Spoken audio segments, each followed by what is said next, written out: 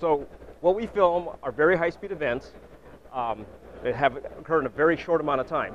So when choosing a high-speed camera, the three things you have to keep into consideration are resolution, frame rate, and sensitivity of the camera.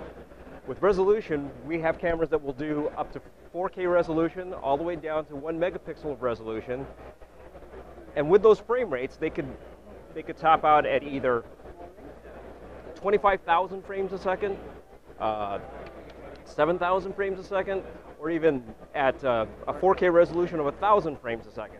So resolution, frame rate, and the last thing is sensitivity. Sensitivity is how sensitive the camera is to the lighting condition that you have.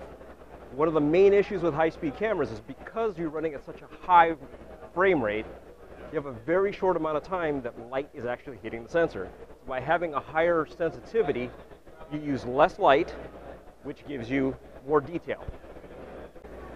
So one of the ways that Vision Research achieves these three goals of resolution, high frame rate, and sensitivity is we design our own sensors. We build our own cameras in-house in New Jersey. And through that, we can have a line of cameras from our 2512 series to our Veo series to even our Nano series that concentrates on having high frame rate cameras at the highest resolution with the best sensitivity that you can find in a high-speed camera. In addition to the camera's high-speed video performance, one other consideration to keep in mind is transferring the data off of the camera. We can generate, because we're running at such high speeds, a very large amount of data.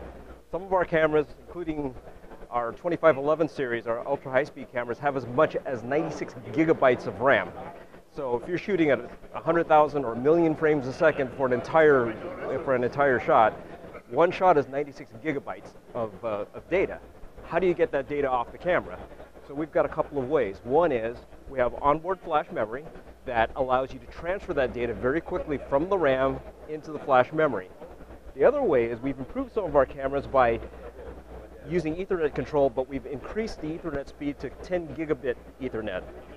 So instead of just having 1 gigabit Ethernet, the 10 gigabit Ethernet cuts our record time or our download time practically by a factor of 10. It's not quite that fast because Ethernet, being Ethernet, has a lot of overhead. But I can download the entire 72 gigs of RAM in this camera in about 2 minutes to a laptop using our 10 gig interface.